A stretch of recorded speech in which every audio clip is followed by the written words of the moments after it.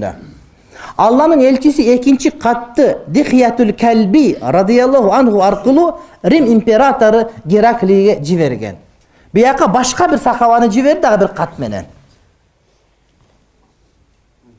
Civeratkan adamlar özleri aytsa da jaray turgan. Biroq pечаты менен кат өзүнчө мааниге ээ да. Катты көтөрүп аткан адам каты жок барса да кабыл боло турган улуу инсандар. Жаш баладан берип апарып кой деген жери жок, урматтуу бир тууганым. Чоң адам көтөрүп барып атат, ичинде пайгамбардын каты. Ал кат мында жазылган эле. Бисмиллахир-рахманир-рахим. Кат бисмилла менен айтылып атат. Алланын элчиси Мухаммедден Рим өкүмдары Гераклийге туура жолго баш ийгендерге салам болсун дейт. Ассаламу аля ман иттаба'ал худа. Туура жолду эрчигендерге салам болсун. Эгер сен мусулман болсоң, сага ушул салам айтылат. Эгер мусулман эмес болсоң, анда сага бөлөкчө салам айтылат деген сөз. Тиякта кат бөлөкчө, бул кат бөлөкчө. Туура жолго баш ийгендерге салам болсун. Мен сени исламга чакырамын. Мусулман бол. Саламатта болосуң. Мусулман бол. Алла Таала сенин соовуңду эки эсе арттырсын дейт. Эмнеге эки эсе арттырсын? Анткени бул падыша.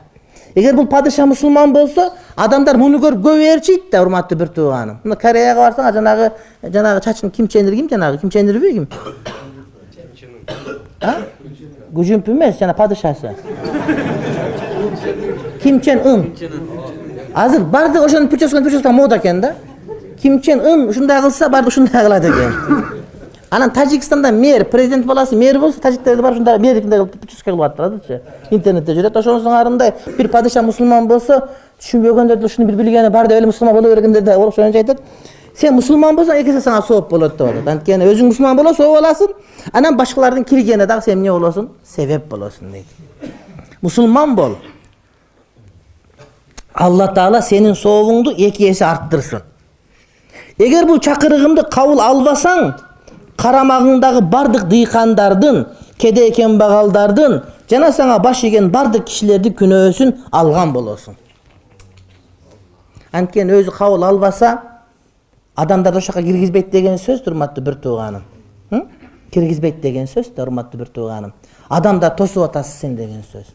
Ислам тарыхындагы мусулмандар барып согуш кылыптыр деген жерлерде эч качан мусулмандар ошолордун байлыгын алып алайлык. Азыр ушунда чоң империялар ошол элдерге хидаят берейин деп байлыгын алганы келет. Нефтиси бар экен, суусу бар экен, жери бар экен деп. Ислам өлкөлөрүн аны үчүн эмес, ошол жерге барып исламды сунуш кылышканда, падышалар исламга кирбей, адамдардын мусулман алышына мүмкүнчүлүктөн тоскондугу себептен адамдардын кулчулугунан Аллахтын кулчулугуна чыгаруу үчүн гана согуш ачышкан. Азыр эң чоң өлкө Америка мисалы үчүн демократияны эме кылыш керек, адамдардын укугун деген жакшы сөздөр бар го мисалы үчүн.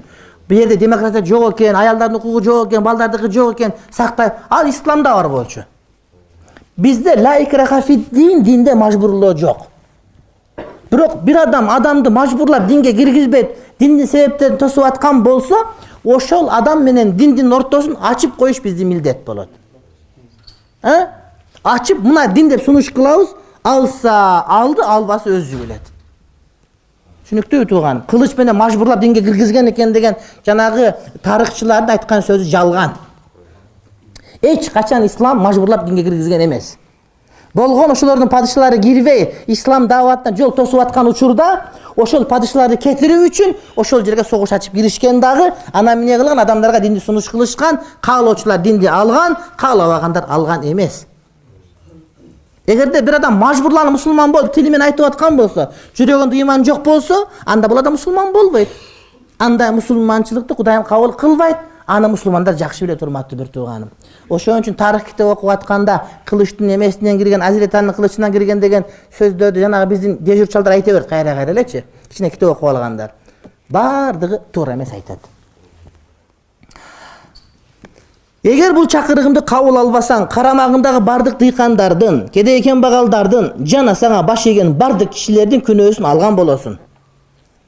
Аят жазат. О китеп берилгендер, жөөт жана христиандар, бизге да, силерге да теңдеш болгон бир сөзгө келгиле. Булар христиан да. Ey Hristiyanlar, sizlerge dağı, bizge dağı teң bolğan. Barыбыз kılayık bu bir sözü gelgile. Sizlerde yok mu? Sizlerde dağı bar söz. Bizde dağı bar söz. Barыбызга teң söz gelgile. Bizge de sizlerge de tengdeş bolğan bir sözü gelgile. Жалгыз Allah Taalaga gana kulçuluk kılalı. Aga hiç nerseni şerik teң kılbaylı.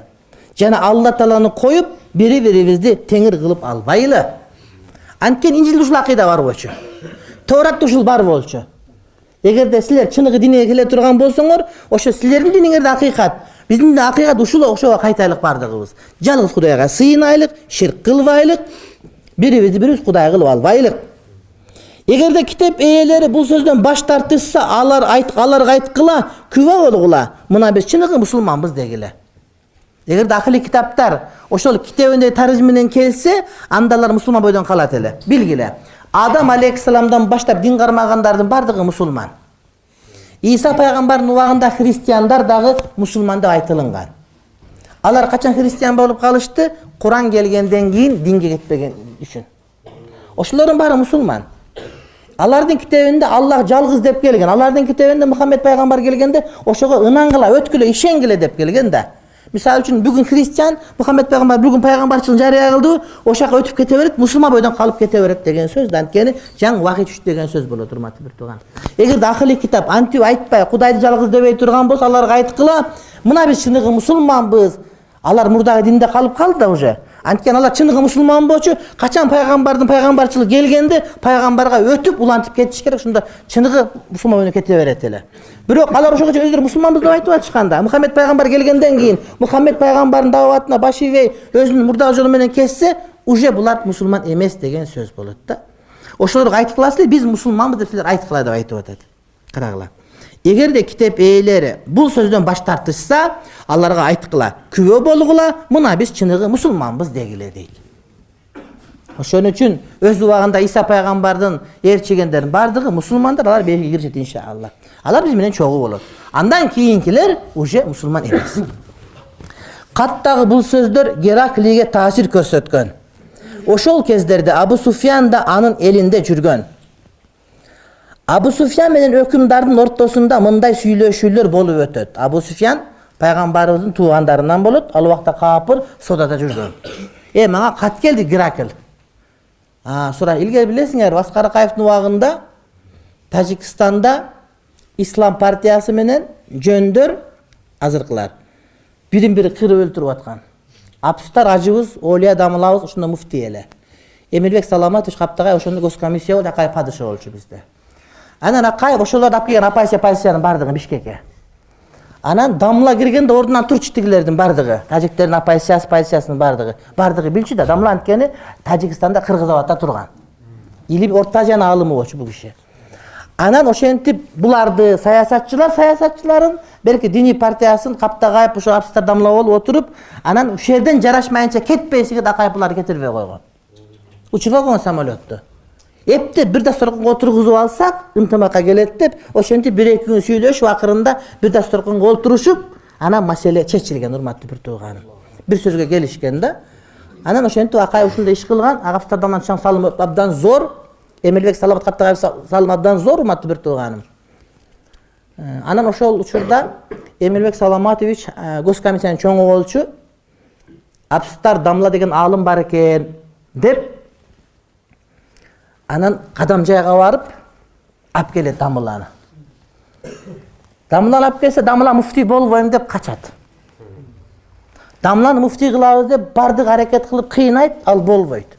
Bolboyum mufti. Ana aldı alap kelgen, kaçıp iş bar eken, toy bar eken ap kelişken. Anan Akayevga kiret eken, Kaptagayev kirip aytıptır. Urmatly Askar Akaýewiç. Apstar degen çoň alım bar eken, uşunu ap kelip mufti kılalı desek, bolboyum dep ınap aytsa, dal oşo ınabaganın özüň koýgula. Akaýew bilimli adam bolçu. Oşol ınabagan molda ekeniň özü mufti kılıp koýosuňar dep, anan ema padişah buyruk itaat kılıç gerek, mufti boluş gerek bolup, anan Damla oşonto mufti bolup oturmat turmatly bir tuğanım.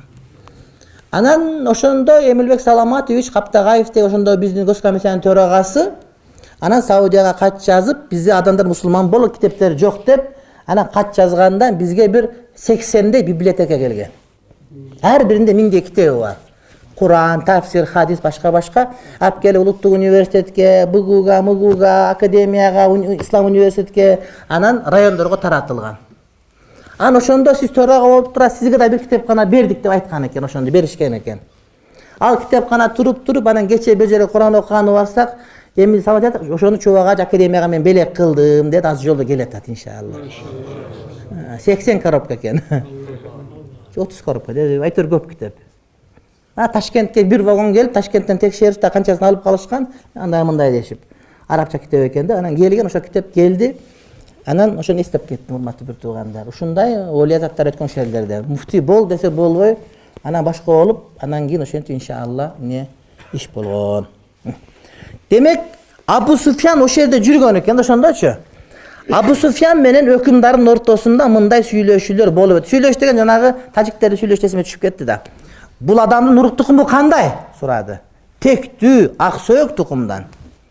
Бабалардын арасында өкүмдар болгону барбы? Жок. Пайгамбарлыктан мурун анын жалган сүйлөгөнүн көрдүңөр беле? Жок.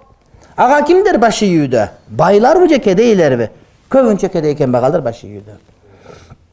Ага баш ийгендер көбөйүүдө же азаюудабы? Азаймак турсун, кайра көбөйүүдө. Алардан анын динине киргенден кийин жактырбай чыгып кеткендер болдубу? Жок, болгон жок. Өзү бир жолу болсо да сөзүнө турбай же келишимди бузганда күбө болдуңарбы? Жок, көргөн жокпуз. Азыркыга чейин андай болгон жок. Бирок мындан кийинкисин биле албайм. Мындай капыр болчу да.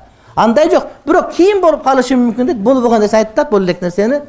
Көрдүң, бардыгында жок деп кел, анан кийин жамандык кылып калыш керек. Мухаммед деген келип мусулман болуп, элдин баары пайгамбар болуп, бирок өткөзөт, ага душмандык кылып калыш керек. Бирок душмандык кыла албай атат да Абу Суфьянчы.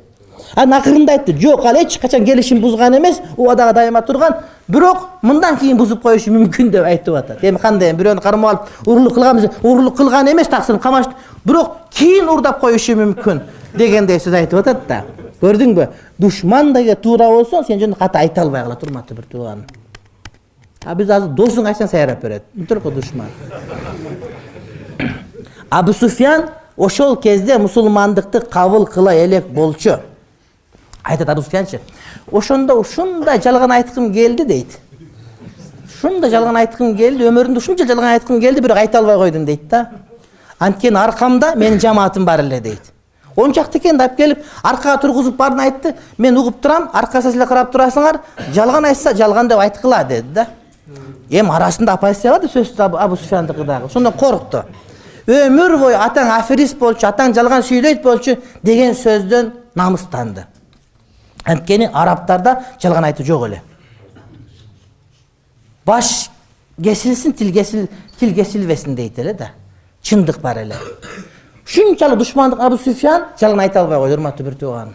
Азыр кечки калманы айтып сакалды сүйлөп, мындай кылып майлап отургандар деле жалган сүйлөгөнү көрүп калат. Ошон үчүн этият болуш керек. Пайгамбар алейхиссалам айткан, жалган сүйлөгөн бизден эмес деп айткан да. Анан ишенген дагы бир ишибиз керек биз. Ушундай деп айтса ишенишибиз керек да, ишенбейбиз да. Мындай дегендей бекен деп тавилат кылып отура беребиз. Ишенгенди билсек бирөөлөргө, анан бизге да ишенич пайда болот деген сөз. Абу Суфьян ошол кезде мусулмандыкты кабыл кыла элек болчу. Ары пайгамбарыбыздын элдешкис душманы эле. Бирок ал ошол күнкү айтылган сөздөрдүн ичинде акыркы сөзүндө гана арсар жооп бере алган дейт да. Кийин бузуп коюшу мүмкүн деп атат да. Мурда бузган эмес экен. Бирөө келсе эле, эч зына иш кылбаптыр. Жок, зына кылган таптырда бирөө кийин зына кылып коюшу мүмкүн. Не деген сөз эми бул? Эмне деген сөз бул? Геракли болсо, анын берген жоопторун кайталап отуруп, булардын баары Алланын элчисинин акыйкат пайгамбарлыгынын далилдер экендигин айткан. Артынан епископун чакырып алып, андан да бул абал тууралуу сурайт. Анын пикири да Геракли менен бирдей чыккан. Епископ деген булардын муфтии дегени. Муфти Хазрат келиң деді. Христиан муфтии да пову. Ушундай китебин Инжилде бар, Инжилде бар. Жаңы пайгамбар келсе мындай деген бардыгы туура келди да. Епископ айтты, ушул хак пайгамбар деди. Биздин китептегиден айтып жүргөн, күтүлүп аткан пайгамбар Ахмад деген мына ушул деди. Айтууларына караганда Геракли ыйман келтирип мындай деген. Узакка барбастан Men azыр basıp durgan uşul жерler анын колуна өтөt dedi. Musulman ошолордун бардыгы деп айтып атат да. Узакка барбастан мен азыр басып турган ушул жерлер анын колуна өтөт. Айткандай эле анын сөздөрү төп чыккан.